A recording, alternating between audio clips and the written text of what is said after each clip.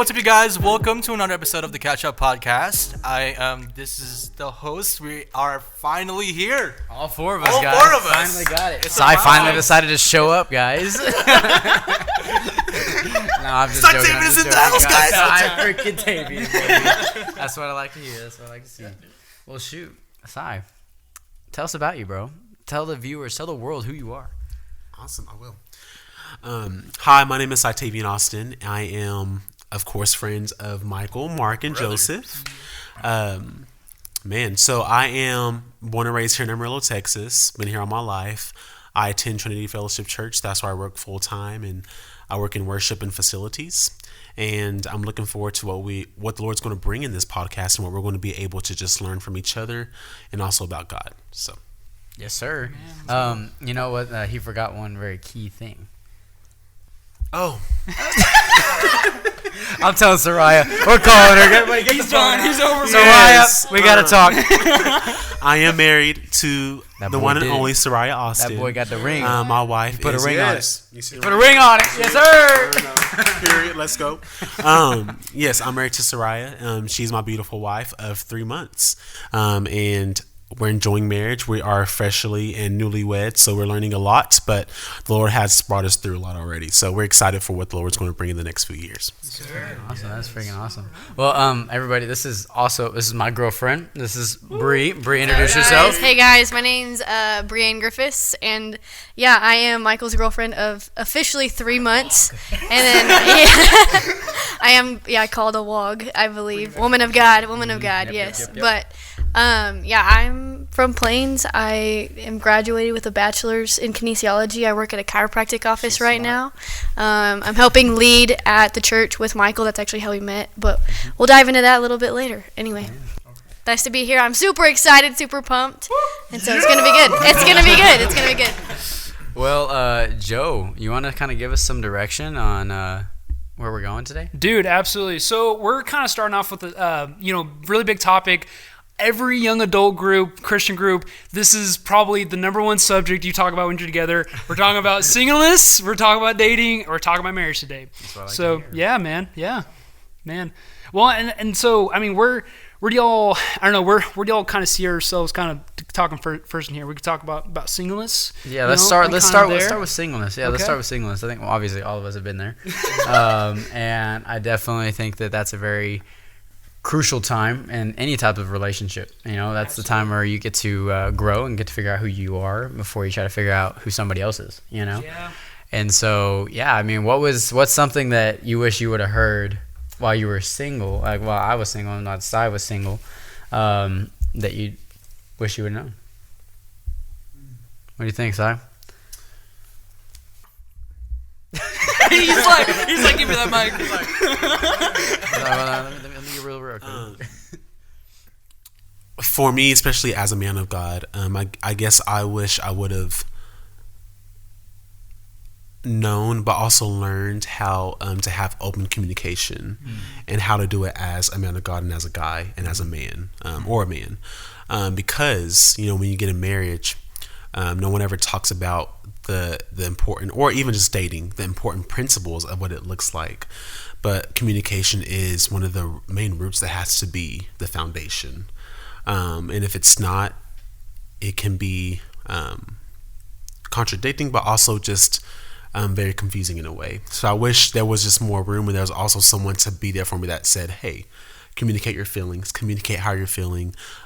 Also, enjoy being single, and also find your purpose and your identity before you get into a relationship. Because if you don't, you find that in someone else, which again can be good and bad. So I guess that would be my take on that. Shoot, man, that's pretty deep, bro. Yeah. That's what I like to hear. I guess for me, I wish that I would have heard, like, hey, just one, have some fun with respect to yourself. But two, just enjoy life. Like, I for the longest time, I was always trying to look for the next. How can I improve? But I was never, ever relaxing and finding rest in those seasons. And so, like, for me, like, the idea of being in a relationship was the thing I was striving for while I was single, but I was never enjoying where my feet were at.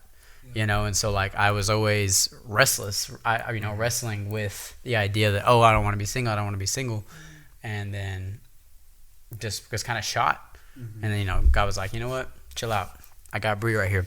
And so, you know, and then that's literally how, like, the moment I stopped looking was the moment she walked in. And so like that, it was like literally a God-given thing the entire time. I love that, because I also think just in society, as humans, as just anybody, we're just always constantly in a hurry. Yeah. And we don't know how to slow down and just enjoy life and have fun. And that all comes, of course, in all stages of singleness, dating, and marriage. But it's important to learn to not be in a hurry constantly when you're single, because then you know how to do the rest of it. And of course, not perfect, but you learn. You start somewhere where you do in every season. So that's awesome too. I love that. Yeah, Mark, what's your take? What is your take on the idea of singleness as a whole? That's gonna happen most times. Be like, okay, yeah, no, like, I wish like someone told me way back then that like singleness is not a burden, it's not a curse, it's not something that's going to hinder you from experiencing the full joy that you get to have in God. Because that's something I'm kind of like on with Michael. I used to think that like being single, or like being in a relationship or dating someone is like, you know, like, hey, like it's a missing piece in my life. And which, you know, like I personally think, I think we're gonna cover this by the end, but like singleness, dating, and marriage are all gifts from God. Like, I personally genuinely believe that. So is singleness. When we start to shift our mind from like, I would say that, oh, I'm gonna need a person able for me to fully happy in life or be fulfilled in life. When we shift from a focus on that to like, okay, I'm gonna be faithful to where God has called me. Yeah. Like, I think, so we did a trial run before all this thing with Joe, and Joe kind of brought up a point in that trial episode where like he said that God has put us in seasons for a purpose. There's not a season in our life where like it's just meaningless or it's in vain, but like, especially for singleness, it's not something that God is saying like, okay, like I'm gonna punish you because you've been unfaithful to me this whole time, like, so that I will bring these people into relationships and you don't, like, just sit there.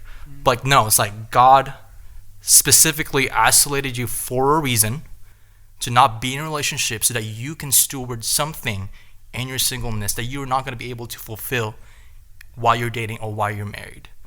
So right now in my life, I'm starting to realize how much of a blessing singleness is, that I can serve people fully without basically having, I don't know, like, I wouldn't say distractions, but more like different priorities in life. Because I think isn't in 1 Corinthians or 2 Corinthians where Paul was saying that I'd rather have you be single so that you can be focused in ministry, right?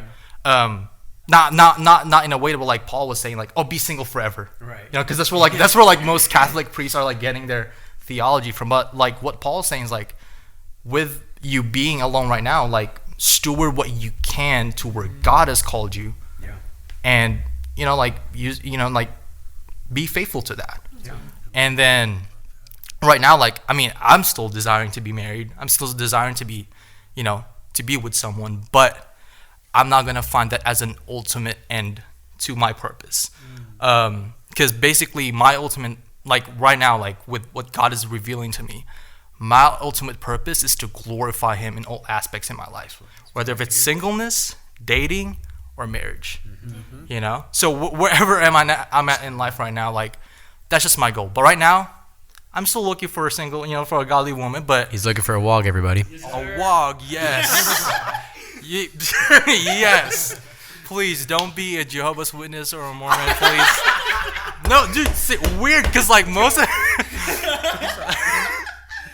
okay, so I don't know if you guys feel about online dating, but I'm in this online dating. Oh, here we go. That's gonna be the next. I just got into this like dating app called Upward, and majority of them are like Jehovah's Witnesses and Mormons, bro. And I'm like, what's the deal? Why can I just have like a non-denominational Christian, like, please? Hello. Oh, by the way, there's Renee. Everybody say hi to my dad in the background. Oh, okay. But yeah, no, like just like yeah, like I'm learning to how to be faithful right now to like where God is calling me. Right now I'm just gonna, serve other people. And if someone comes along that wanted to partner with me in that, I'm gonna do that. It's okay, Renee. But yeah. Well, and I think it comes down to the real purpose of what every man or woman has been brought on earth to do, which is to glorify God. And that's like you're saying, every season of life, that's what that purpose is to do. Your singleness isn't for you; it's to glorify God. Your marriage isn't for you; it's to glorify God. Being blessed through that is a blessing from God, and it's meant to be there. But that marriage, I've seen people in singleness make that a God, and make marriage a God in their life. And that's part of the devil's plan, where if he can get you to make something else a God or an idol, obviously that idol and God is not going to live up to your needs, and it's going to fall short, and so leave you down. It also goes down to what your priorities are, and in your singleness, like, is your priority going to be, hey, you know what, in my singleness, I'm just going to go and try to hang out with as many people as I can? Am I going to go and actually be a servant of the Lord? Am I going to go get bigger in the gym? Like, what am I going to do? What's my priority while I'm single, And so, for the longest time in my walk with that, Joe, like, it was genuinely like, oh, I'm going to work. I was a big golfer in high school, and that's all I did in high school. So, like, the moment that was kind of gone, I was like, well, crap, who am I? And like, it was because it became an idol in my life. And then I actually, from that, I laid that down at the cross, and that became a part of my testimony now, in the fact of golf is no longer like an idol in my life, right? But now I get to find God within that moment, because God rewrote that story, and he's reusing that in my life to be a part of my testimony, and how I can actually point to God, instead of it pointing to me and how like, oh, this built me up. No. It was all trying to build him up the entire time. So, it's what you do with your time. It's what your priorities are, and singleness, I think if you figure out your priorities there, then you'll have fun whenever you're in the next stage of life. Yeah. So, B, what do you think? Yeah, I wanted to kind of add on to what Sai was saying earlier about in your singleness, like, you're trying to find your identity and your purpose, but like, where do you find that? People really struggle, like, well, what is my purpose? What is my identity? And we were made in the image of God. And so God, he gives us that identity, and he gives us that purpose, but where do we find that? Go look at the Gospels. Go look at Matthew, Mark, Luke, and John, and look at how Jesus lived his life. And if you start living your life like Jesus lived his life, and you just look for your identity in him and him alone, then everything will fall into place. And so it's not about searching, it's about doing his will first, and God will provide the rest later. Matthew 6:33, bro. Yes. So you got to let yourself down, and you got to let all of that pride and all of your wants, you have to let those go. You have to let those go, and you have to seek the kingdom first, think the kingdom first, and everything else will fall into place. Okay, I have a question for that reaction. Yeah. So what if someone, I'm sorry, this is weird, but like, what if someone is actually doing that? Like, like they've been living their whole, their whole young adult life in like pursuing God and trying to glorify him. But like, for some people, I think maybe towards the end of their 20s, they all have this tendency or thought of like, okay, why God hasn't still, brought someone up to me? Like, why is no one like, why is not God giving my Adam or my what was the other guy's name with Ruth? Boaz. There you go. why is God hasn't sent my Boaz yet? What would you say to that person who's like actually like actively seeking the Lord, but they're not seeing the fruit of like, where's my guy? So what would you say to that? I still don't think they've laid everything down yet. I still don't think that they've given their full selves up to the Lord. And if they are seeking, they are wanting, and it's patience. If you're going to pray for something as big as patience, then you got to be willing to walk in that. And so I think it's just going to take time, and like, you have to understand that God's plan is better for your life. And he has to grow you in ways that you won't even understand. And there are seasons of your life that you won't understand, but you have to have faith, and that's where faith comes in, is in the unknown. And so if you're still here sitting and you're just like, God, why, and not sitting here like, God, what can I do to better your kingdom? Yes. God, what can I do in this time of singleness to do better for you first? Like, it can't be all about you. I'm sorry. Like, it will come. And in some stories in the Bible, like, it doesn't. And God still blesses that in so many ways. I mean, look at, like, Abraham and his, like, they didn't have kids, and he was like, oh, hey, like, you're going to have a kid at however old they were. I can't remember exactly how old they were, but, like, there's just some things that need more patience. To add to that,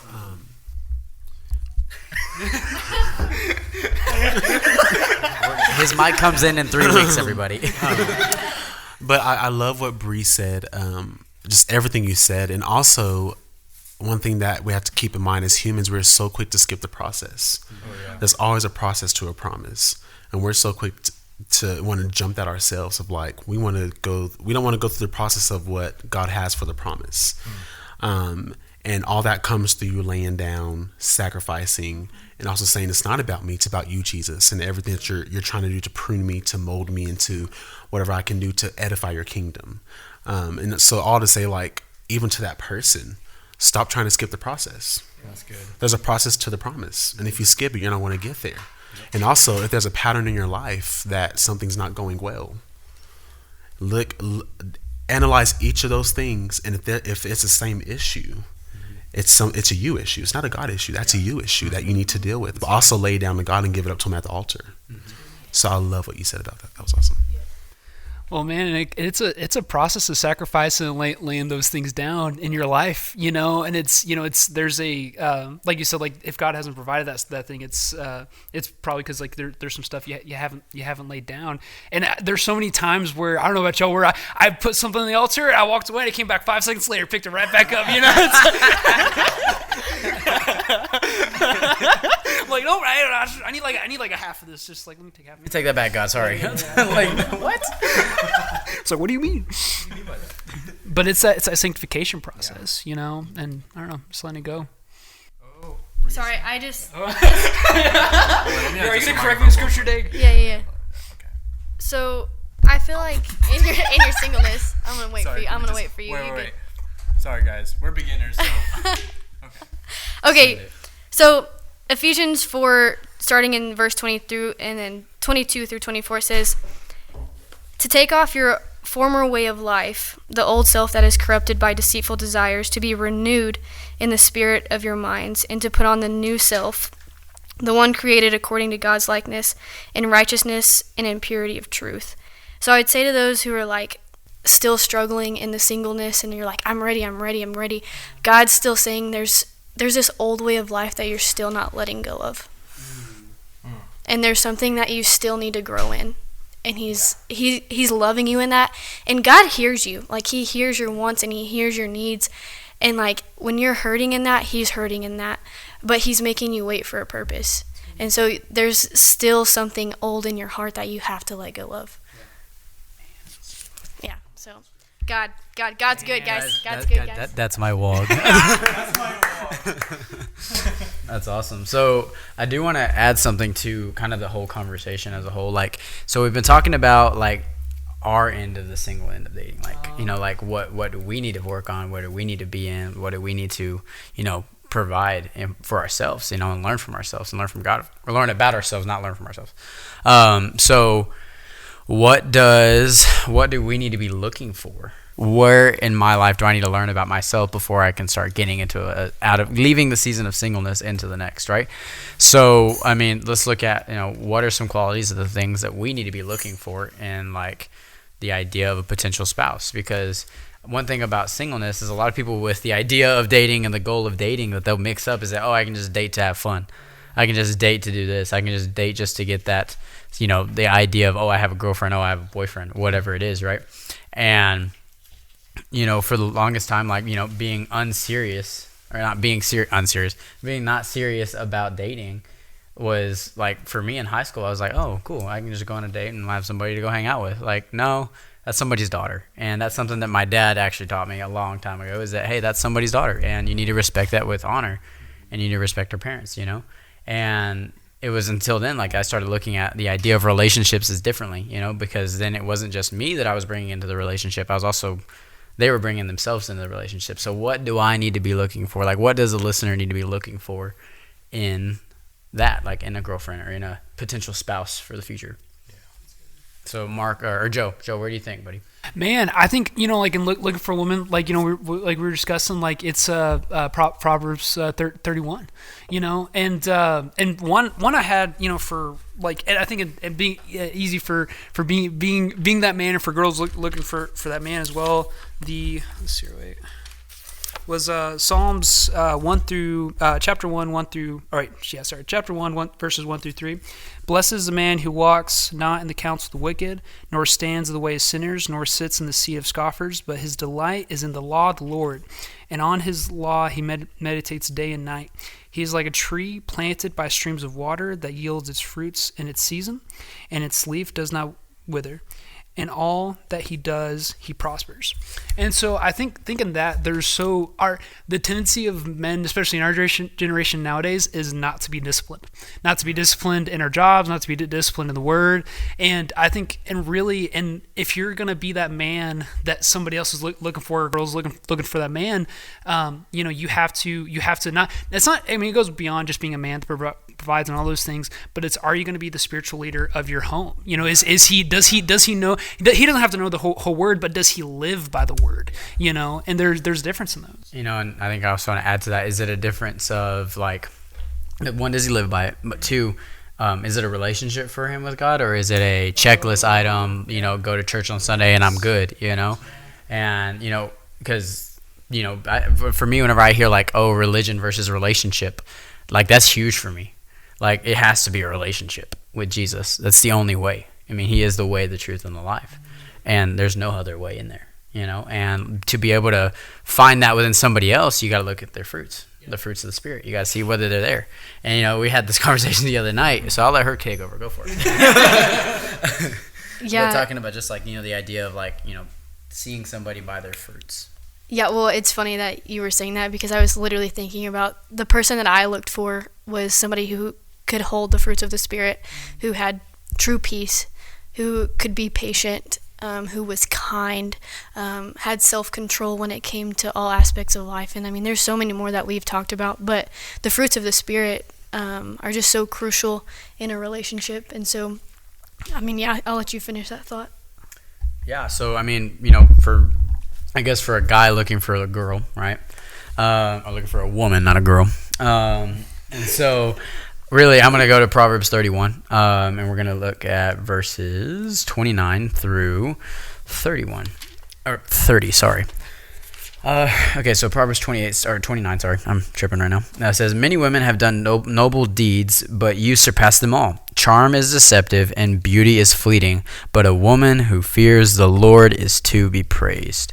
So, for me, obviously you're looking at the fruits of the Spirit, but you're also looking at, is she as hungry for the Lord as I am? Like, are we going to be able to feed off of one another and, like, push each other to be better and push each other to be closer to Christ, and also fight for one another, Like, obviously not being in a relationship is work. Sai, you've talked about that in the past, and I fully agree with you on that. Like, it's not just all sunshine and rainbows every single time you have a convo. Like, it's going to be work, right?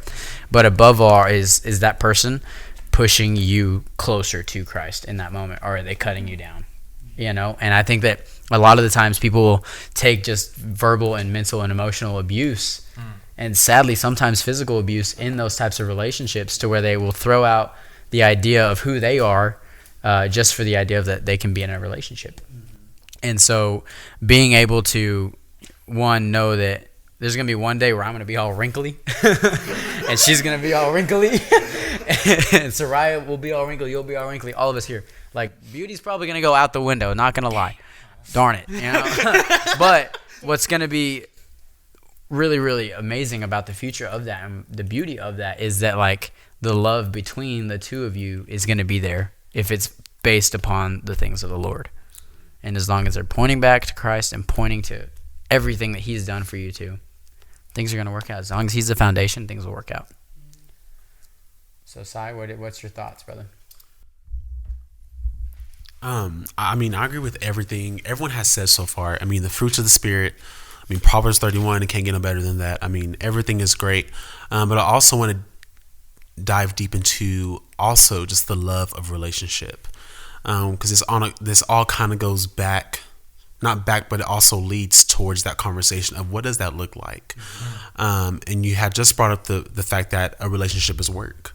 And so if you are having the conversation with your spouse or your girlfriend or boyfriend of what's happening, what's going wrong, and you feel like they're cutting you down, even if they're not intentionally doing it, it may be a red flag for you as a husband or a husband as a boyfriend to say, what is she saying? Like, she's not meaning to cut me down, but it's like, I'm struggling as a man of God. As me, I'm supposed to be the leader of the household. I'm struggling to lead in this way. What she is saying, how can I take that and move forward and be better and more intentional? And love is not always a pretty thing. Of course, if we define what love is based on worldly values and what society says is going to be more of a, it's always a touching feeling thing of like, okay, that's great, good job. But sometimes love, it's just as, men, as Christ died for the church, we are to love our wives. That means correction, communicating feelings. Something one of my biggest mentors told me in pre-marriage is listen to your wife. Listen. And that's also love. So it's also like, look for someone that is not willing to always hear the feel good thing. You don't want someone that's going to be like, we're not going through anything. You don't want to be naive in a relationship. Things happen. You're going to have hard conversations. Me and Soraya, my wife, we just had a hard conversation 3 hours ago, and it was pretty hard. There are some things that we were not being very intentional about, and it came up on the surface, but the conversation led to so many just eye-opening and just really sweet conversation of leaving it and feeling like, okay, I'm confident that I can do this for my wife. She just told me that I can do it. I can lead the household, and I can. So also, what is love? I mean, that's a big thing too. Is like when you're looking for a husband, a wife, a boyfriend, a girlfriend, what do you expect in that? What's the expectation for you? And what's the expectation for that person? What does it mean to have an expectation? That's a really big thing too. So I just love what y'all all said, because it kind of led me to like, okay, if we're going to find this person, we have to love this person, but how are we going to love them correctly? And it's as Christ died for the church. And if you know how Jesus died for the church, how Christ died for the church, I mean, love is not always pretty. Look at the parables, look at the gospel, read, know the theology. So I love what y'all said about that. It was awesome. So let's just go ahead and ask that question for everybody, and everybody. So what is love then? Man, well, and the first thing was like love. I like how Sai was saying. I think it's going to like, love is a verb. It's an action. You can say all the words you want to one another. If you don't do what you say and have actions behind that, it's meaningless. I think in that, like, in learning to love one another, one of the hardest processes is letting go of past ungodly relationships, because in those past ungodly relationships, odds are it probably ended, if it was ungodly, one, God wasn't the center of it, is probably why it didn't succeed. Two, there might have been some sinful things going on, but in that you're trying to love each other in the worldly way, and you're trying to meet each other's needs of that only God can fill, and so but I don't know, but I mean, and especially love, just goes back to love is patient, love is kind, does not anger but boast.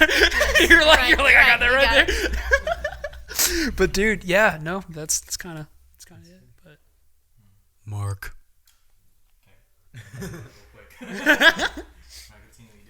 But sorry. Come on, past them.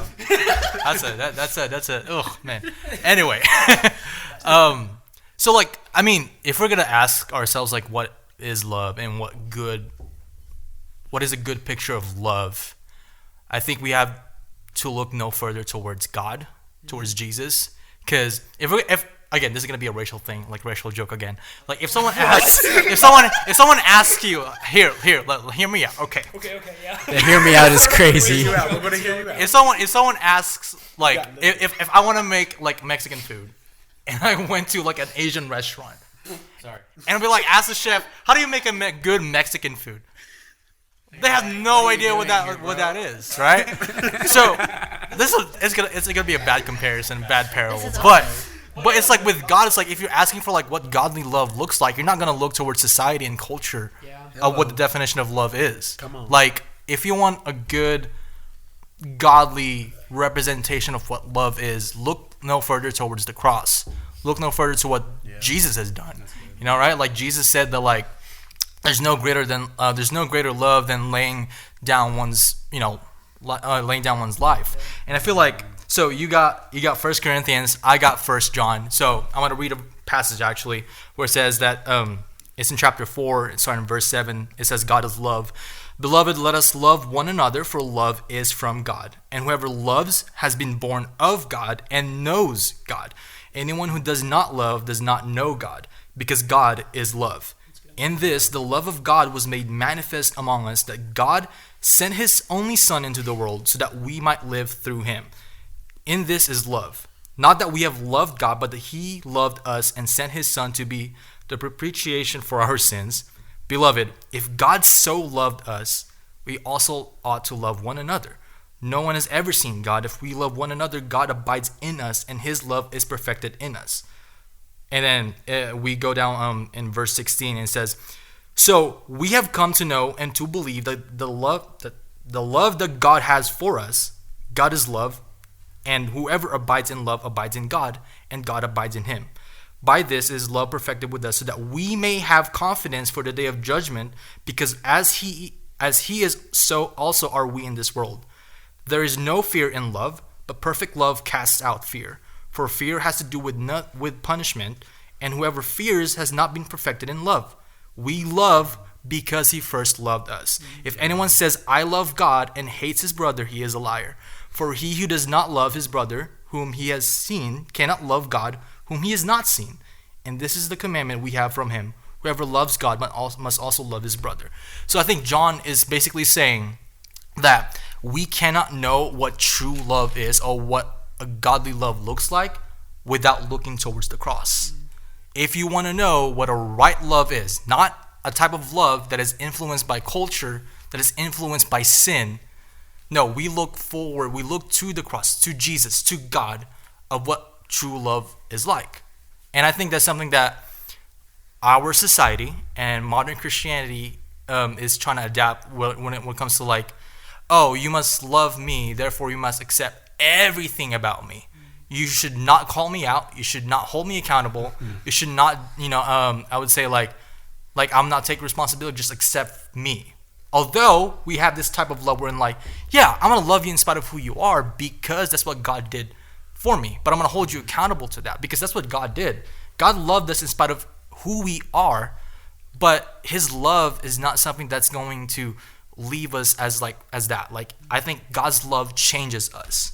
So does our love for one another, for whoever we date or for our whoever our spouse is going to be. Our love for them is supposed to change them. And it's supposed to hold them accountable and to encourage them to look towards Jesus. And I think, I don't know, like it's just weird how like we ask ourselves, what is love? Like what kind of love? And we look in social media and we say, oh, that kind of love is like, I want that kind of love wherein we go to, beautiful places or take me out to date, which those are actually love. But like true love is more about out serving one another, serving that person, and laying down your life for them. Yeah. That's something that's missing because like love, what people think is that more, oh, I gotta, I need more. It's more of a selfish. Yeah, they think it's a feeling. Yes, exactly. It's a feeling of love. It's not like more of a. It's not a gift that you give to someone. It's more like I'm obligated to receive. And like you owe me your love. Exactly. Yes. Which I don't know. Like man, it's just well. Yeah. Go ahead. Say good mic right quick. I love that, and also when you see. I mean, I'm going to speak specifically to marriage because that's the season me and Sarai are in. Not season. That's where we are. That was bad. We're going to be married for life, till death do us apart. But also when you see marriage as a gift and not a title, it changes your perspective. Yes. Because it goes back to the Bible and the correlation of how Christ died for the church. In marriage is when you're becoming one. You're equally yoked. You're in union. You are coming together to accomplish and edify the kingdom.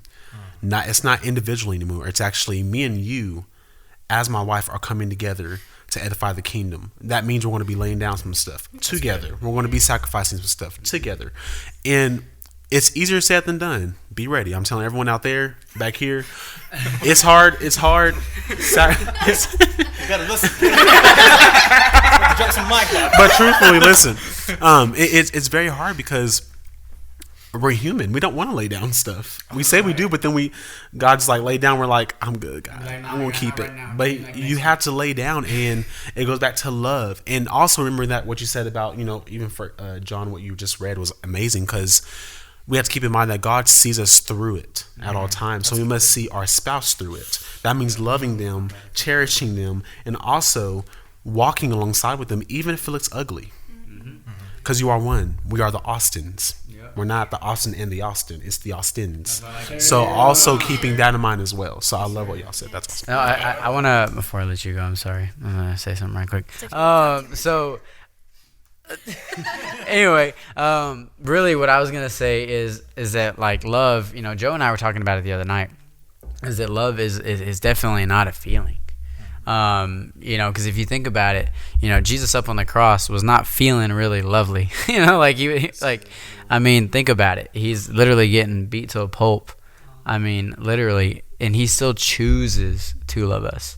And I think that that's the biggest mindset and biggest heart change that I've ever had in my life, is at the moment that I've started to choose to love over how I'm feeling. Because in the moment, there's times where I can be genuinely just pissed, especially when it comes to family stuff. And that stuff is frustrating at times. But I choose to love my family as I choose to love other people, as I'm choosing every morning to love Bree, And for me, it's like, we make the joke all the time between her and I, but it's like, it's not, it's out of choice, not out of obligation. And in the season of life that we're in, is that we're dating, right? But we're every morning we choose to love one another, just as Christ has chose to love us. So it's a sacrificial type of love. It's an agape kind of love. And for those who don't know, agape means sacrificial love. That's the kind of love that we receive from God. And so that right there is my motto, honestly, in the way I choose to love people. And outside of relationships, outside of dating, even in your normal day-to-day, being able to look past the frustration, or look past the stupid jokes, or look past the anger or the hurt, and choose to love somebody, is how we choose to love our spouse in the future. And so that's my perception of what love is it's definitely not a feeling, because if it was a feeling, then you'd be up and down, up and down, up and down all the time, never consistent, and one of the most consistent humans in all of history was Jesus, and he chose to love us every single time.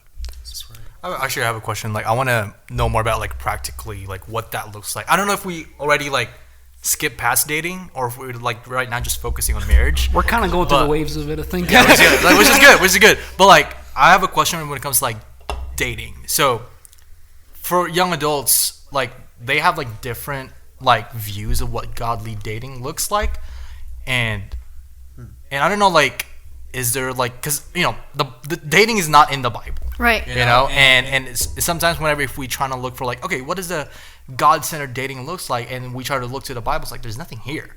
So for y'all, for both of you guys, what is the godly dating for y'all looks like? And most importantly, is something also I'm learning, is that how do you guys set up that boundaries of what lines not to cross? And I don't know, what does a godly dating for you guys looks like?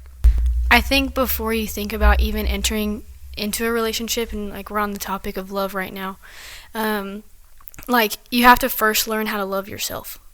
Because if you don't know how to love yourself, then you don't know what Christ's love is for you. And then when you're wanting to enter into a relationship, it shouldn't be just something fun that you want to do. It shouldn't be something, you should be in a mindset that it's a heart posture almost. Am I ready for marriage? Am I ready to be committed? Am I ready for that next step? And if you're not there, then you don't even need to have dating on your radar, because dating is just a next step to marriage. And so it's really not about I want to have fun with this person. I want to have somebody. I want to put my identity in this person. No, it's about having a partner in life, having somebody that's going to hold you accountable, somebody that's going to push you to the cross. And so something that me and Michael like say always is like, I'm going to choose to wake up. I'm going to point you to the cross, and I'm going to love you today. No matter what obstacles that we go through, like we're gonna grow in that together. And so back when people were in the Bible, like there really wasn't dating. It was like you got married right then and there, and then you went through all of the trials and obstacles and stuff later on. But I think like what a blessing it is to like have this dating and getting to experience each other and getting to learn and grow through things, so that way when marriage does come, not saying there isn't trials when marriage doesn't come, Sai, like you and Sariah just said, like y'all had a hard conversation, but you get to really like wrestle with some things in dating, and you get to set boundaries, and you get to walk in that, and so me and Michael like would sit down and be like, okay, what lines do we not need to cross? And like we would get really deep into that, like because there is a lot of bad things that can happen while you're dating. Y'all know like there is sexual immorality, and that is what a lot of people are dealing with right now, sexual immorality. And I'd say like you need to make sure that you are keeping yourself pure. And I'm not saying like nobody's perfect. We're all human. We all fall. I've fallen. Michael's fallen. Like we've all fallen.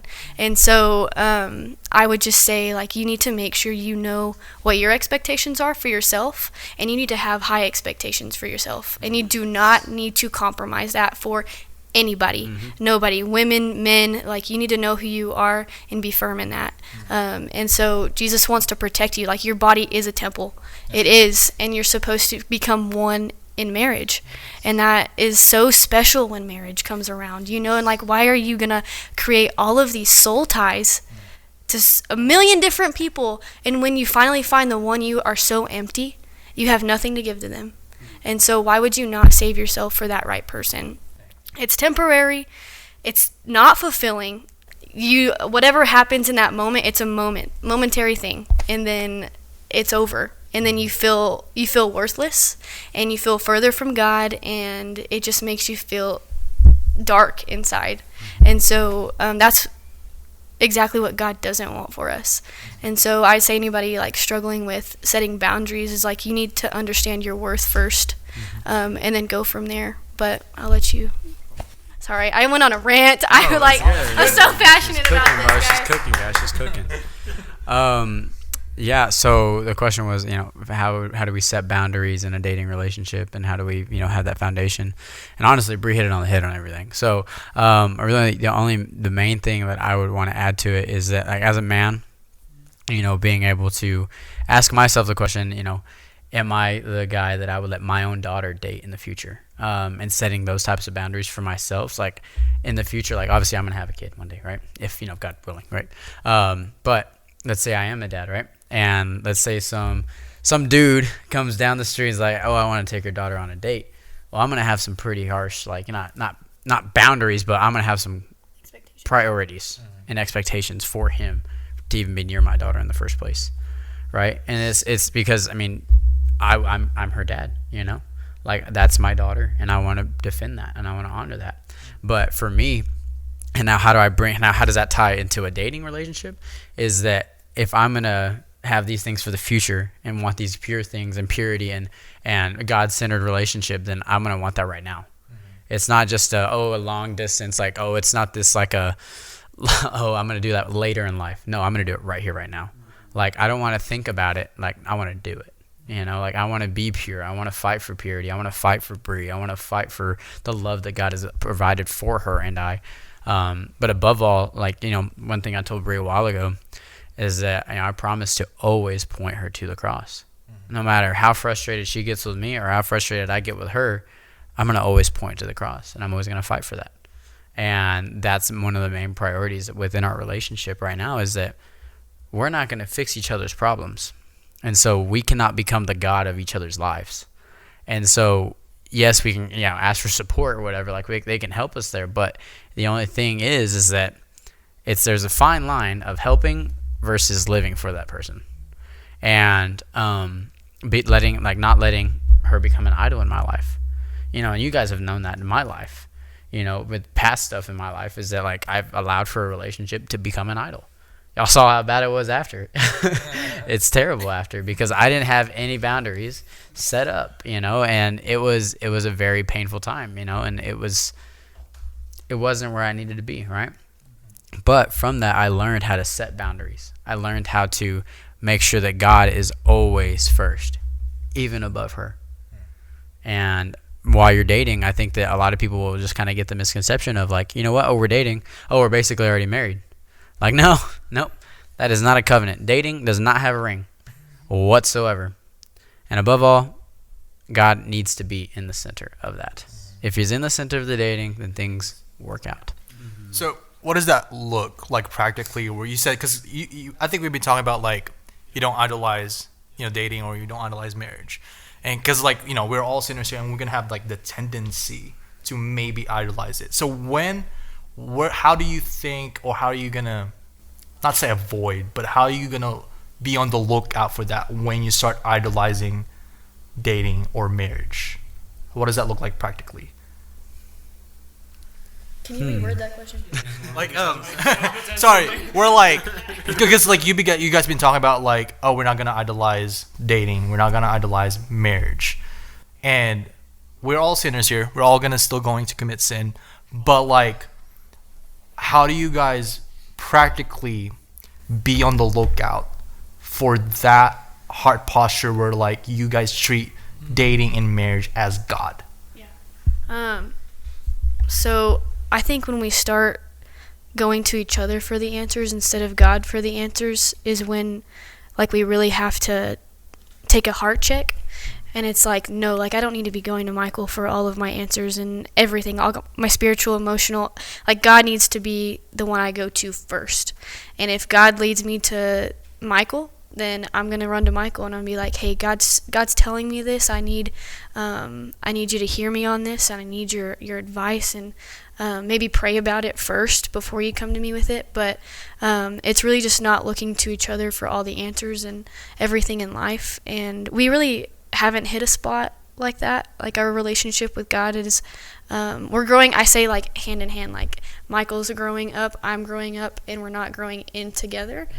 And not to say that that's a bad thing, but if you're too far in and like only relying on one another for everything in your life, that's when it can become an idol. And like I guess our relationship with God just needs to be prioritized above everything else. And also something that I want to add to that, I think that kind of like a red flag could be, if it's becoming an idol, is is the other person pulling you away from who you are? Are they pulling you away from your friend group? Are they pulling you away from, your priorities in life? But above all, are they pulling you away from the Word of God? Are they pulling you away from that relationship? Because if you can't have that relationship locked in at first, like Joe normally says all the time, and I'll let him talk about it, the idea of, getting the vertical right before you get anything horizontal right. And so, like, if that other person is pulling you away, like if Bree were to ever pull me away from Christ, like my love goes to Christ first. Like we make, yeah. Okay, maybe not. Hold up. We do not condone that here. We do not condone that here. Anyway, Figuratively, figuratively, okay. Yeah, physically. Slap me with the Bible. No, okay, with the Bible. Okay, fine, with the Bible. I was playing. The Word of God.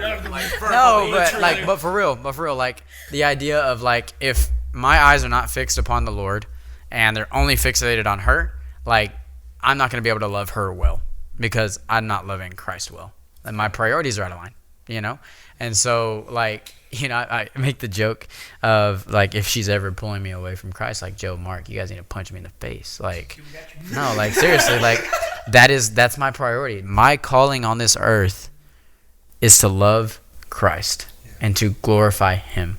And I can't do that if my eyes are only fixated upon her. They needs to be fixated upon Christ only. Well, and on that note, I like how like you were saying like if you ever did that, like we'd call you, and then vice versa for all of us. Me and Marc have. Not me. It's my chance, all right? It's my chance. No, but me and Mark have talked about this a lot. It goes back into community. So many times people don't bring their community into their dating life. And I'm not saying if you're like, don't let your community control, or your family or anybody like that control your relationship. Let the word dictate that. But like, let other people have an eye in to check on you, to keep you accountable. Here's the thing. The going past the physical boundaries that you shouldn't go past is bad, but making them an idol in your life, I'd almost say that can have some long-term effects that is way worse than the other.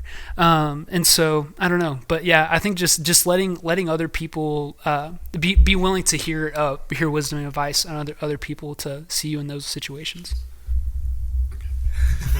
Now, after all that, I kind of need to hear the question one more time. So will you do that? Oh, okay. Sorry. Like how? Like, again, I'm gonna establish the foundations. Like, we are all gonna be sinners still, and we're going to struggle with idols.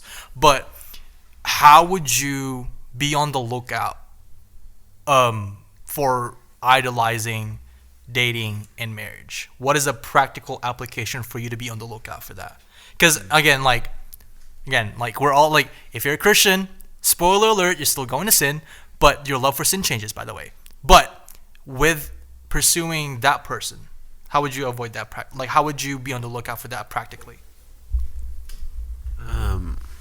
I kind of said this earlier, but mine's very simple, and this is also just coming from a marriage perspective, is not to be naive. I think we get, especially as Christians, we get in this like stepping stool. Like, we're dating, we got married, so nothing's going to happen. We're living the life, the dream. Like, oh my Lord, the Lord's providing. Yes, God. And it's like, okay, lay all that down. Things are still going to happen. Let's not be naive. So, and when I say that, I'm saying don't be naive. Actually be alert, and just also protect your marriage. And I actually learned this from Sariah. Protecting your marriage is okay. Of course, there's a healthy level of doing it, and there can be almost like an idol kind of way of doing it, but Sariah does it really well. And what that looks like is really just communication, the expectation. When you set expectations, which we learned in marriage counseling, it also helps a lot in the process of what's going to happen moving forward. As far as like, what's the expectation of me going to hang out with friends?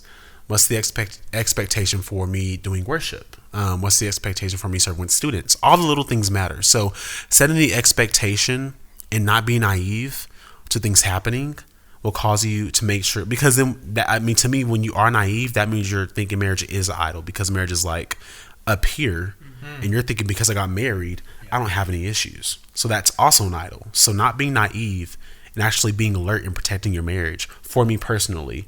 But for our audience, if you're just dating someone, I mean, I love when we talked about the boundaries earlier, setting those boundaries, and also noticing when there's a red flag. And I love what y'all said about keeping Christ first. It's weird because dating and marriage are two different things. Obviously, when you're dating, I would say you have that more personal relationship with God, of where you can go to Christ first before you go to that person.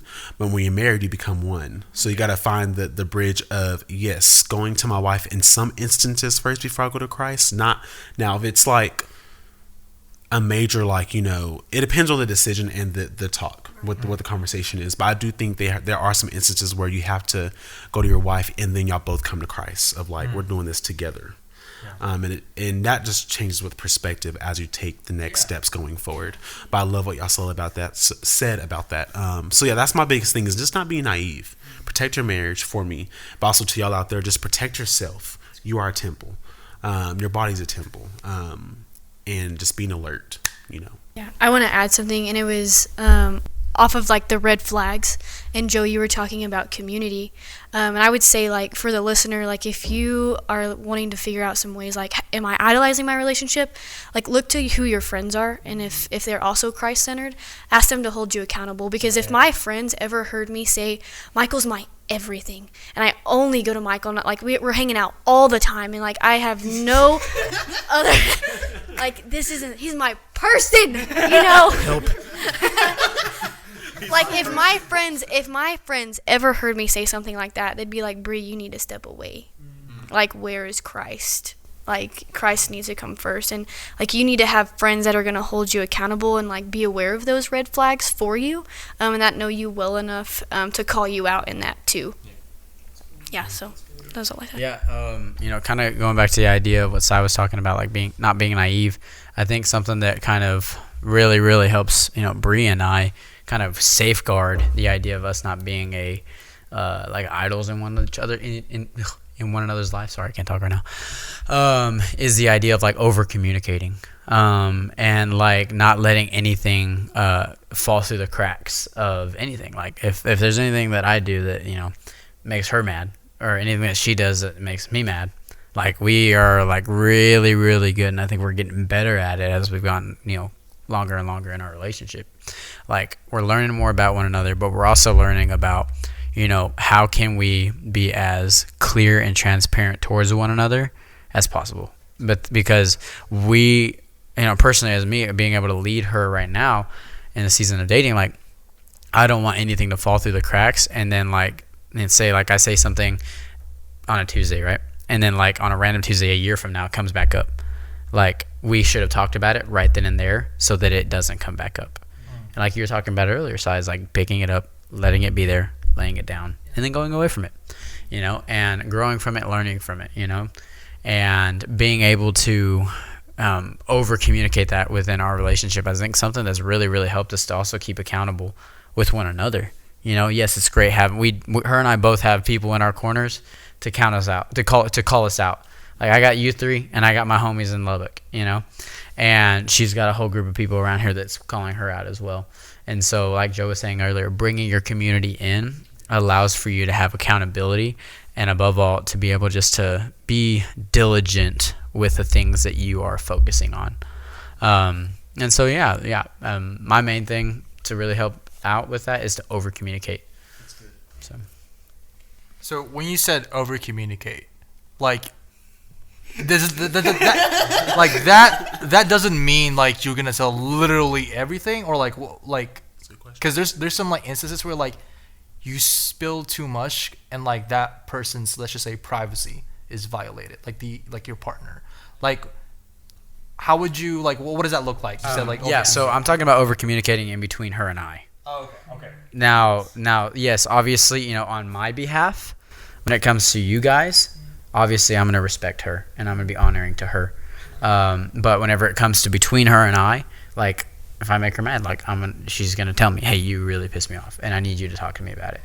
And here's why, and then I can come at it with like, okay, well, thank you for communicating with me. I received this. How can I help us in this? Help me help us, But whenever it comes to your question, Mark, it's most definitely with a respect to who you're with. Like, obviously, guys are going to have guy time, girls are going to have girl time. They're going to do whatever they're going to do. But with respect to one another, because they love one another, and they choose to do that out of love for one another, rather than like, I'm just going to badmouth Bree the entire time they're talking to you guys. Like, no, you guys would call me out on that immediately.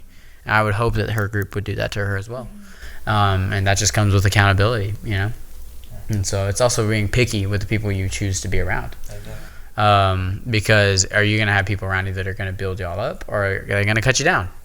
And also, Sai, I wanted to ask you this, with the idea that, now you're married, right? So, and I see it with my parents as well.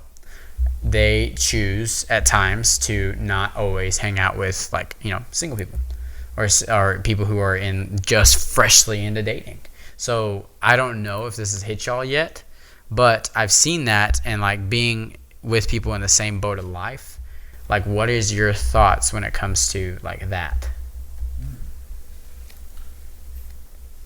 It's kind of a little, side pin from my conversation, but I've been thinking about that for a minute. And before I answer that question, I want to say also, with your over communicating, everything Malcolm just said was great, because it's one thing to communicate with your spouse, girlfriend, boyfriend, whoever's watching, but communicating, but also understanding what that person is saying. Mm-hmm. We can communicate all day and not understand what we're saying to each other. So communicating on understanding and actually being intentional and actually grasping your full attention towards your spouse is key. And if you do that, talk it out, you'll be fine. Mm-hmm. So, but to answer your question, Michael, man, it's hard because my three best friends beside me are technically single.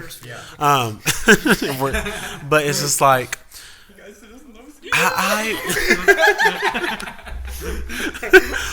oh my gosh, man. But I wouldn't say it's a bad thing to hang out with people that are not married when you are married. However, it is really important to guard that you're not doing it so much, because there's just different perspectives, and when you're married, just so much changes in life that a single person will not understand. Not because they're a bad person, but they just haven't reached that stage yet. So me and Sarai, we still hang out with people that are dating. And honestly, if I'm being really honest and transparent with everyone here, we really don't have that many married friends. We're still in the process of finding that community, because all of our friends were either single, dating, or our friends that were married or that are married have a baby now. So then we're like in this different seasons of life because they have a baby. We're freshly and newly wedded. So we're in the process as a couple, as a marriage, finding that community. But I wouldn't say that it's bad to even seek, because I've learned, we always have that saying of like, well, a married person cannot, or a single person cannot tell a married person what to do. But there are things that I've learned in the engagement process from y'all when I was engaged, and y'all are single, and I learned as a man how I can go into my relationship and being a husband, not just a boyfriend. So I think there's definitely, in it all, because it all also goes back to who are your friends. Yeah. All my best friends are Christ-centered. We're all close to Jesus. We have a personal, we don't just go to church, we know Jesus on a deep level. We know who he is. We grasp his full character, his love, his fruit of the Spirit. We carry that. We're not perfect. We sin, but we try our best with all of our intention to embody that everywhere we go. So I think it depends on your community, because not everyone's best friends are always the most Christ-filled people. So look at who you're around. But to answer your question again, I don't think it's bad to hang out. Being a married man, I don't think it's bad to hang out with someone that's dating. It's a matter of who is that person? What's that person like? Who's that? What's the character? Yeah. What are their values? And y'all's values, I know them clearly because y'all are my best friends. Right. But I do think it changes. It changes a lot because now we're newly wedded. We're just like, we can't hang out with, like, even when y'all ask me to do stuff, I know I want to say yes. Yes, it's hard. But like, and me, like, I don't. When y'all ask me to do stuff, I'm not hearing like, oh, can you, Sariah, come do this with me? It's more, I'm hearing, can I? I'm like, well, y'all, I'm married now, so Sariah got to come. If I'm going, she gonna come too. And I know that's what y'all mean, which is that's something we can just do, communication as bros. But it does change, because you do want people that are married that are also speaking into your life, that understand what you're talking about. Because again, a single or dating people, not that they don't understand, but they won't understand because they haven't been to that season of life yet. So. Yeah. Well, shoot, bro. Nice. I don't know what to add to that. That was perfect. So, yeah. Does anyone else have a question? Jojo. Joe. I know. I'm sorry. Just hiding in the corner, guys. No, you're good. You're good, man. Man, I'm trying to think. No, not really any questions. I think. No, I think we kind of covered. Yeah. Covered well, I want to. man. Let's see. B, do you have anything you want to ask? Guys that are in this, ask us. Let me just take a second to process this. Y'all are awesome. Y'all are all awesome. I hope you know that. Okay, I actually have a question. Okay, so. Oh, okay, Marc's like, Marc. give me the mic. Okay, Sorry. go ahead. No, I think you guys touched on it. You ran out of time. I thought you guys touched on this real quick. I'm sorry. I actually gotta say something. No, go ahead. Wait, what? What's going on? Ask your question. So when you guys so we're Joe and I are single here, and then Michael kind of said he's still kind of single, but he's dating. But what is the difference between you being in a relationship right now or being married right now to being single? Because there's gonna be a huge contrast at some point. Not in a sense where you pursuing the Lord is different, but I don't know, like the rhythm in your life shifts. From singleness. Yeah, from singleness to dating to marriage. So you want what is the difference between going from single to being in a combination of married and dating? Mm-hmm. Oh, that's kind of hard. Okay. So that's a side question then. It is kind of Wait. Can you ask it one more time, just like for clarity I have purposes? like a weird like way of like articulating words, but like, so just to simplify, like, what is the big contrast from like Each season of life. yeah, like From as a single dating, person, marriage. yeah, So I mean, we can answer the single dating. Yes. Then you'll come in and finish up, and then I want to hear Joe's opinion. I want to hear Joe and Mark, and I want to hear you guys because it's been mainly us talking. I want to hear y'all. Man, I think like when like my concept of like dating, like we had talked about, the whole goal of dating is to see if you're good for each other for marriage. You know, if that's what God's will is, you know, and kind of pushing forward in that. And so like it's hard. I haven't really, you know, I've only had really like 2 relationships, you know, kind of been on a few dates and that sort of thing. But like I feel like in that process, you're it's like, you know, especially now at our age where we're in our 20s, you know, we can really start asking the heavier questions, you know, and it's like, and you should know more about yourself. It's like, you know, couple months in or later, it's like, okay, can I really see myself with this person, you know, for the long term, you know, and I think, you know, and it goes well beyond the just the traditional, like, oh, hey, do I like them about this, you know, or the, you know, do I see them being this kind of wife or this kind of husband or that sort of thing. It's do I see them preaching the gospel with this person and walking in that calling of ministry. And so I think in that dating, it's weird. You're both beginning to like minister with each other and kind of seeing if you fit together with that. But then also you're number one, it's like, all right, kid, do we agree on the words like on the gospel, on the scripture? Because if you don't want that person, then book it, leave. Like don't wait, don't waste your time, man. And Priority though, you guys, it it's a is. priority, you know, having the faith of being the same, you know. Equally yoked, right? You know, and so man, it took me forever to realize what that actually meant, you know, with the oxen, you know, and stuff. And because man, dude, if you're with Christ, that person's not, that yoke's gonna get pretty tiring, man.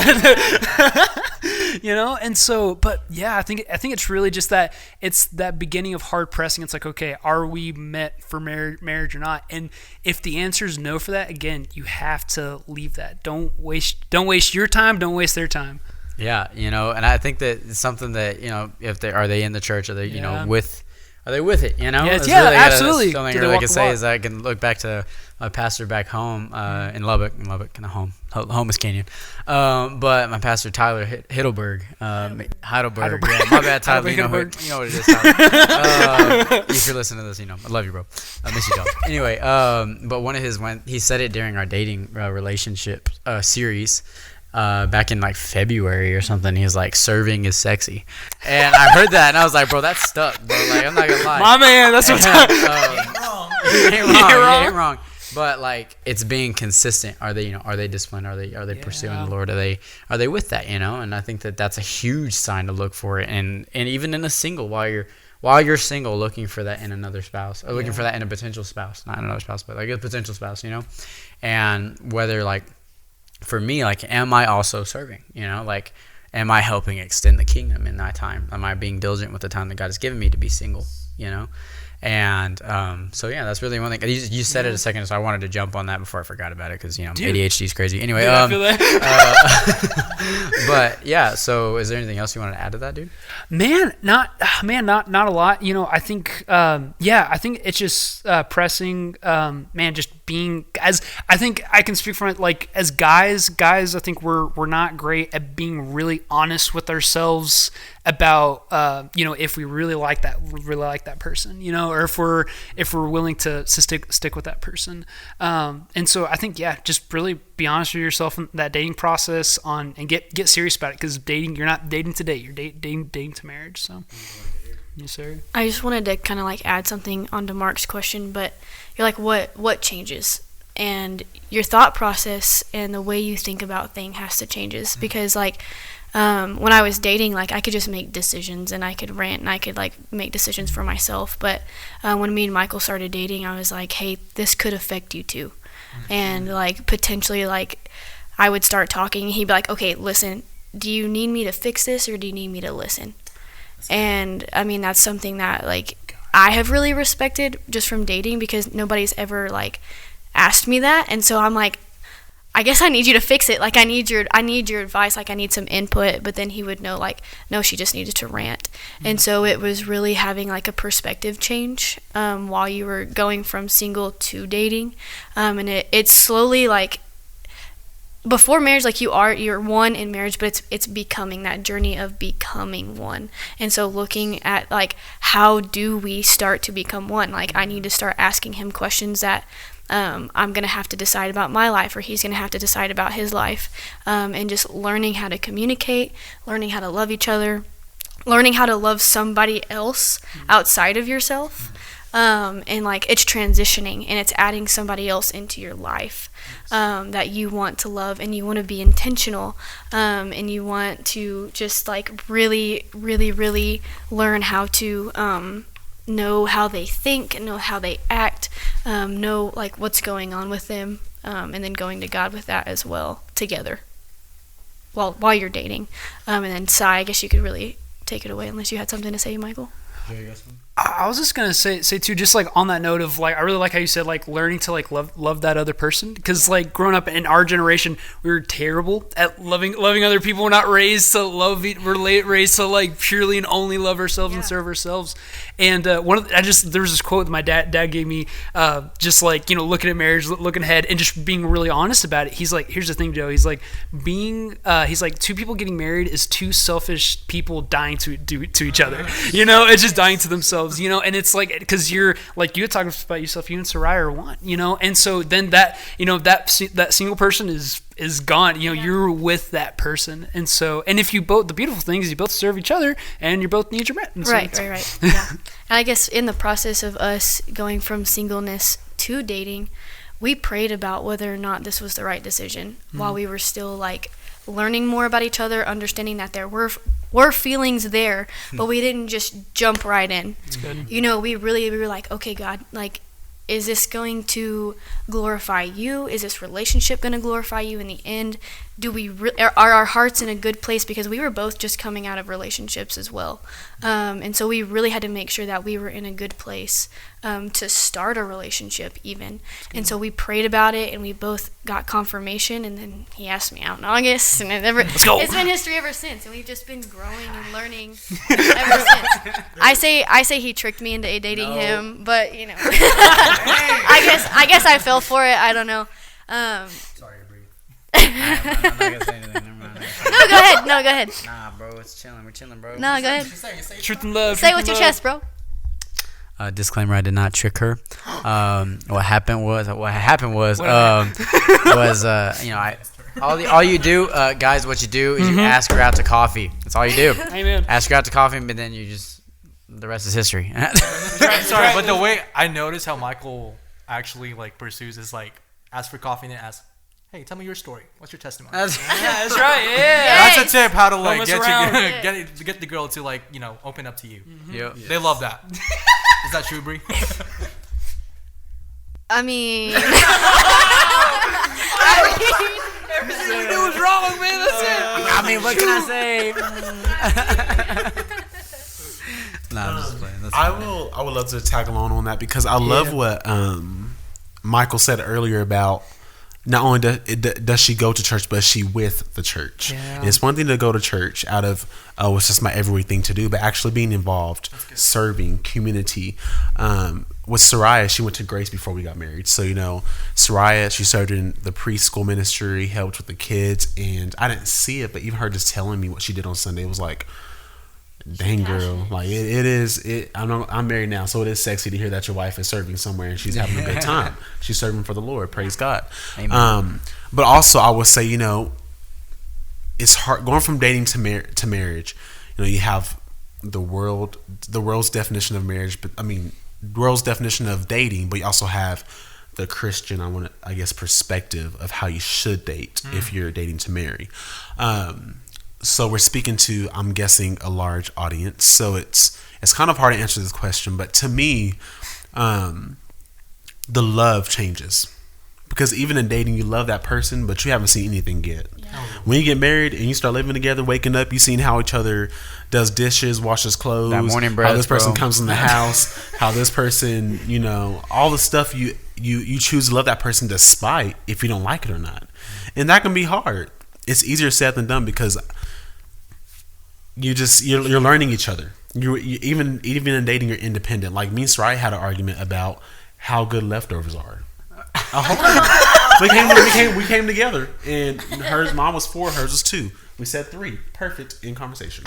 So you just learn it's a little stuff. It's not bad things, but you learn how each other grew up. How did your mom raise you, and how did you do things, and not to say that it's a bad thing, but also you want to do whatever you can to please that person. So I can please you if I know that, your mom did this for you. It's a way I can show that I cherish you and that I appreciate you as my wife, do your clothes, help you, and just reminding you of like, God sees you, God loves you. Because, with me and Sai'Tavian, we overthink a lot. I mean, both of us individually. So we both know we need that reassurance. Yeah. So I would say, if you're doing it God's way in dating, not much changes, but your perspective and the living situation when you get married. Now, if we're talking a worldly perspective of of dating, going into marriage, it can be obviously difficult and some different obstacles. But all to say, I think the love changes. Like we always talk about, we've been talking about love this whole time, but love, when you get married, love can look ugly, but you're going to get through it. When you're one, and you have that foundation, you understand as a man, how Christ died for the church, you'll be fine. So that's all I have to say. Really. That's good. Bro was cooking, bro. Bro was absolutely cooking. I don't remember what time that is. So, I've got a question. No. I've had time. I've had time to process. Okay. All right. So this is like really often brought up for women, and it can sometimes just be like a turn off. But in Ephesians 5, it says, "Wives, submit to your husbands." And that sometimes when women hear that, it's like, oh, like where is the boundary in that? When does it become like, if it's a toxic relationship, but the Bible says submit to your husbands? Like, what would you say to other guys who use that to women, and they're like, the Bible says submit to me? What would you say to a man? And then what would you say to a woman that hears that and is like, how am I supposed to submit? What is the correct way to submit to you? Yeah. I'm gonna just say something okay, right quick. My main thing from that question is, it says wives, not women. Wives. And so a lot of guys, a lot of Christian dudes will take that out of context, and they will use that to weaponize it. And so a lot of people will be like, you know what? No, women are supposed to submit. Whatever. And then they'll use that verse right there against an entire gender. And that's not what that was. And it's also to show the love that Christ has for the church, right? Yes. Like, just as we are the bride, he is our groom, and we're waiting for him, right, to come back. Like, we're submitting to him, right? That's what a wife does for a husband, right? Above all, submitting to Christ. We know that. But, go ahead. I love what you said about that too. And when you see that, I love what you said about all that. And I think, and this is really just society, are quick to judge that as a real thing. Like, you tell me what to do. Like, I can't do anything outside of you. And it's like, no. You can, but it's more of letting your husband lead you, which you are supposed to, in every aspect, to make sure that the Lord is the foundation of this household and our lives. And again, it goes back to the original, what we've just been saying, as Christ died for the church. But I do think there's been a negative aspect of that, simply because people that don't know the word, that don't go to church, want to use that as a weapon. Exactly, as a weapon. And that's not what it means. It's not what it means, because women are smart. Women are we're not to be alone either. So we need the women as well. But it's coming together as one. Now, in Cerise, where I had this conversation today in our other conversation this morning, of like, she gave me the finances, and that was a way for her letting me lead our household. She's like, I want you to take it over. She said, even though I wanted to, I told myself to lay down my controlness and give it to you, and I trust you to lead us in that area. So it's more of the woman's part of trusting their husbands, I think, in my opinion, of trusting them and letting them lead them, and trusting that they will make sure that the Lord is a foundation and that the Lord is not being on the back burner. He is priority. Yeah. That's good. Mark. Mark. Man, well, and I was just gonna say, like, the main thing you're talking about is leadership, right? And it comes down to the order of the family, and really, it's, you know, the head of every family is first God, right? And then under that, there's the husband. The husband is called to serve under Christ and be submitted to him. Mm-hmm. Now the wife is called to be submitted to the husband, but this is where things start getting a little different. There is still that submission. However, you and that wife are now one. Right? Mm-hmm. Now the relationship between a man and a wife is called to be a representation of our representation with Christ, right? Well, in that representation with Christ, we are called to submit to Jesus. But here's where stuff is different as well. We're also co-heirs with Christ. So we're called to be submitted, but we're also called to walk with. You know, and so it's that we are equally loved by God, but there is somebody leading the home. So that's good.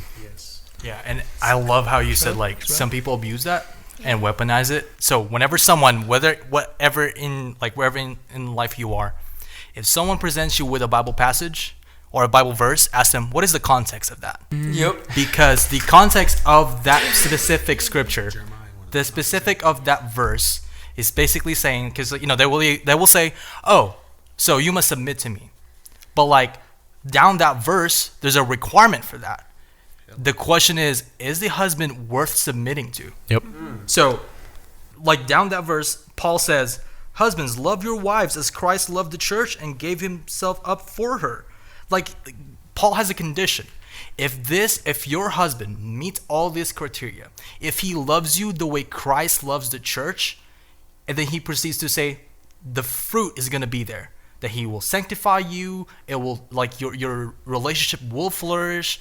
Like, he basically saying that no, like, he knows that we're gonna weaponize this, and guys, we're gonna weaponize this passage as a way to, like, an excuse to submit and abuse that.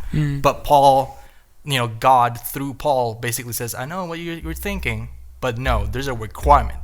Are you worth submitting to? He's talking to the guys about, is this who you are? Are you willing to die for your wife? Are you willing to serve your wife? Are you willing to lead your wife? That's what the next couple of verses is saying. But, like, in response to what you're asking, basically that's what it is. Like, are you worth submitting to? Yes. So, yes. No, I love that. And I would just say, like, for all the women listening on this podcast, something that, like, made me change my perspective when I was dating Michael was that, like, I trusted him because I knew that Jesus was the king of his heart, and he was worthy of following. Because in any other relationship I was in, I found myself leading that person, trying to help that person along in their faith. And so I would say, like, if you're in a relationship like that, and if you feel like you're the one controlling every aspect of it, you need to reevaluate that person, and you need to reevaluate on if you need to be in that relationship. Because I do agree, like, we need to have that pride, lay down that pride, and know that man of God is worthy enough to follow and to trust. Yeah, he's my mog.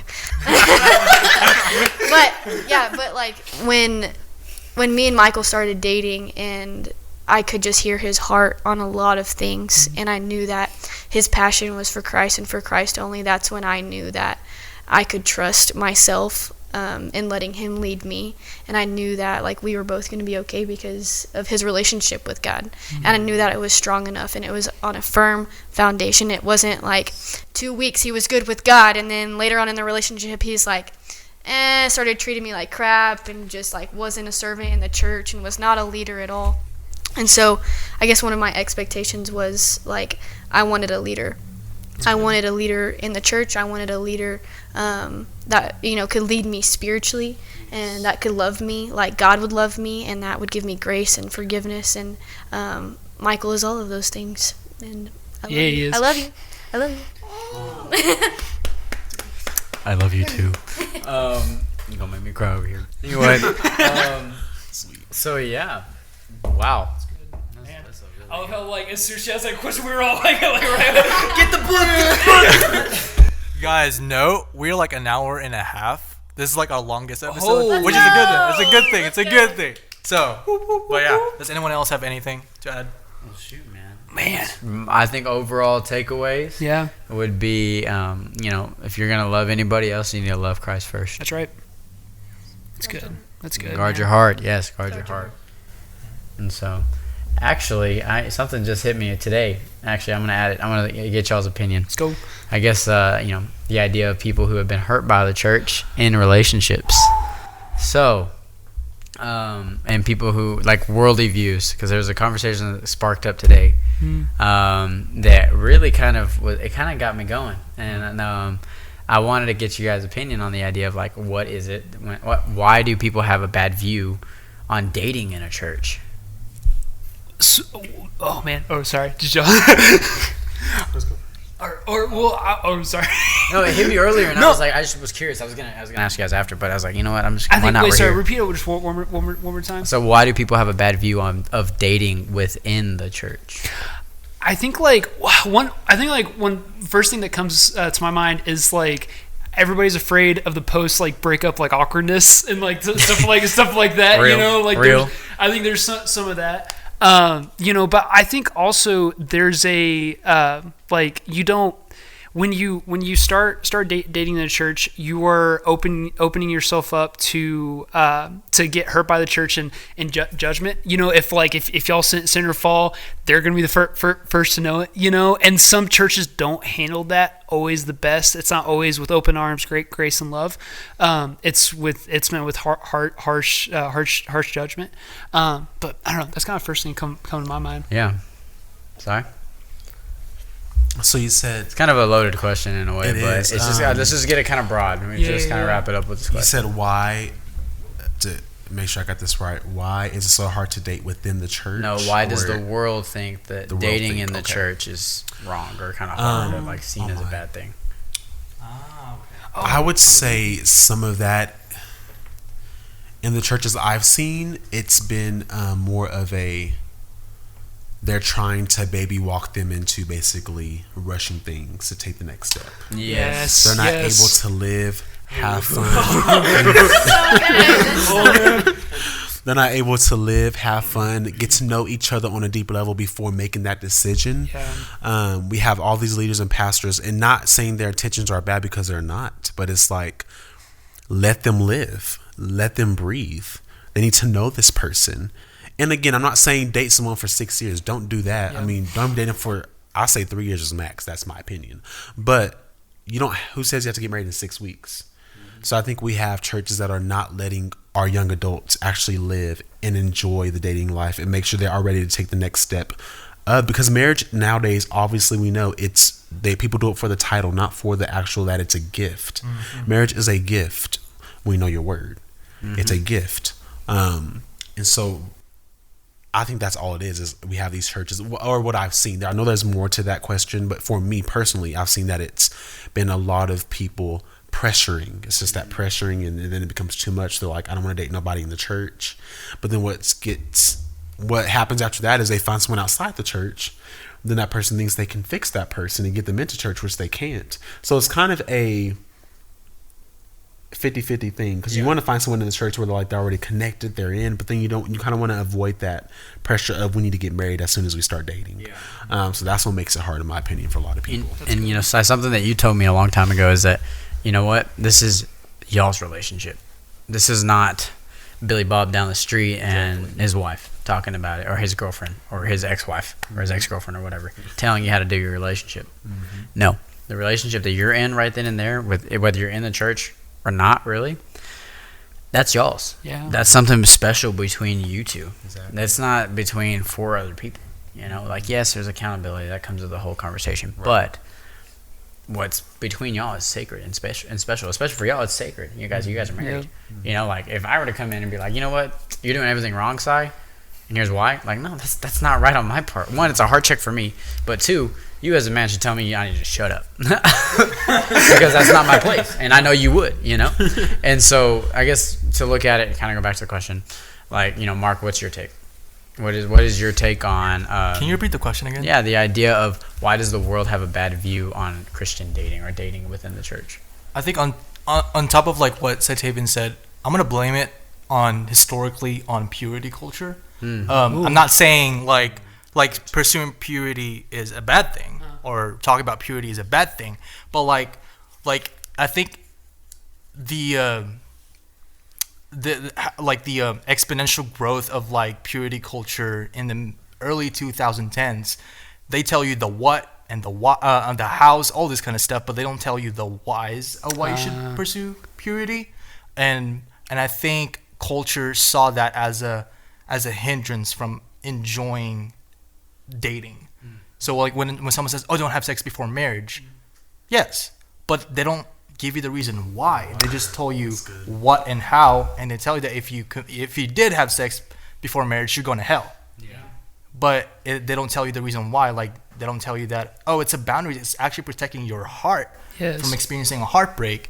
And I think I blame that in purity culture because I think they don't emphasize enough on the reality that there's a soul tie. Yeah, and how like us saying these things, pursuing purity, is a protection.